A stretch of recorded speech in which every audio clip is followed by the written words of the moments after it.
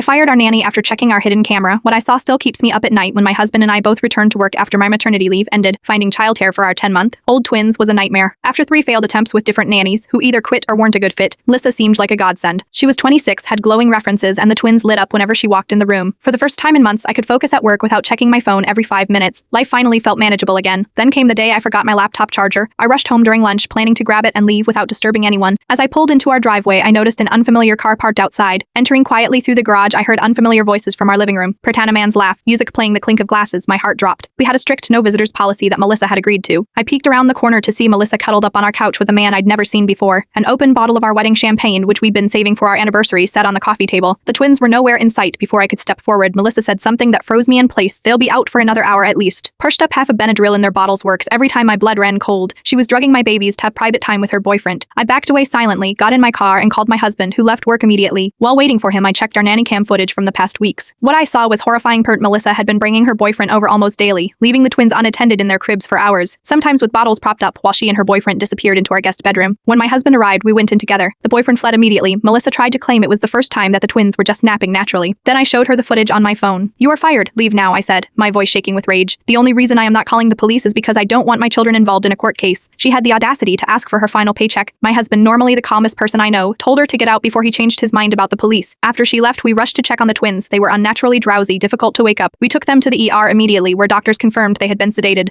There's no permanent damage, but the pediatrician's face, when I explained what happened, is something I'll never forget. We installed additional cameras throughout the house and implemented a strict vetting process for our new nanny parent, including drug testing, background checks, and surprise visits. My mother-in-law also moved in temporarily to help while we rebuilt our trust in childcare providers. The worst part, one of Melissa's glowing references later admitted she had given a positive review just to help Melissa get hired elsewhere after firing her for similar behavior. Now I tell every parent I know, trust your instincts, verify references personally, and always, Alabama ways have cameras paired even if you feel paranoid installing them. What would you have done if you caught your nanny drugging your children? Would you have involved the police?